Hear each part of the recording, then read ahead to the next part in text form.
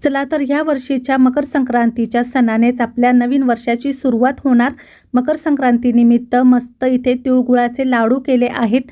हाताला अजिबातही चटका न लागता अगदी असे खुसखुशीत खमंग तिळगुळाचे लाडू कसे बनवायचे ते बघूया।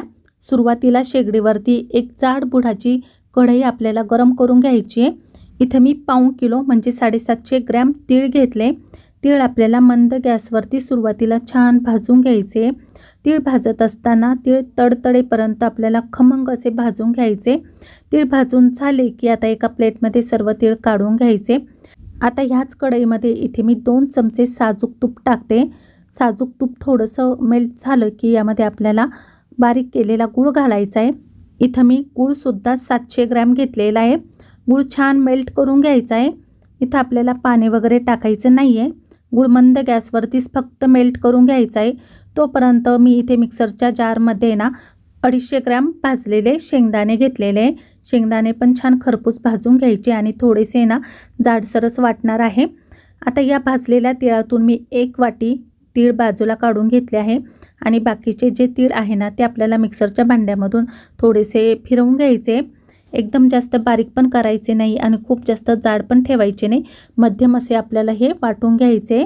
यामध्ये पुन्हा आपल्याला हे तीळ ना टाकायचे आणि शेंगदाण्याची भरड जी आपण केली होती ती पण टाकायची। आता आपला गूळ पण मंद गॅसवरती छान असा मेल्ट झालेला आहे। इथं आपण फक्त गूळ मेल्ट करून घेतलेला आहे, खूप जास्त गूळ इथे शिजवायचा नाही आहे। आता मी तीळ आणि शेंगदाणे एका मोठ्या घमेल्यामध्ये काढून घेतलेले। हाताने व्यवस्थित मिक्स करून घेतल्यानंतर यामध्ये आपल्याला गुळाचा पाक घालायचा आहे। संपूर्ण पाक घातल्यानंतर लगेच हात न घालता उलटणीच्या साहाय्याने आपल्याला हे चांगलं एकजीव करून घ्यायचं आहे।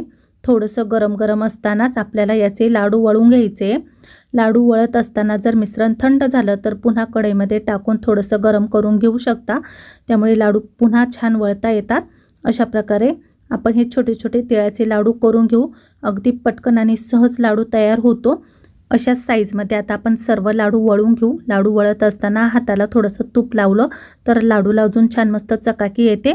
असे छोटे मोठे लाडू तुम्ही वळून घेऊ शकता। आता आपले तिळाचे लाडू संपूर्ण इथे वळून झालेले।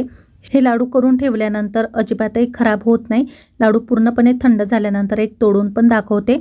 छान असा मस्त खुसखुशीत खमंग झालेला आहे। तर मग काय, ह्या मकर संक्रांतीला अशा प्रकारे मस्त हे तिळगुळाचे लाडू बनवून खा।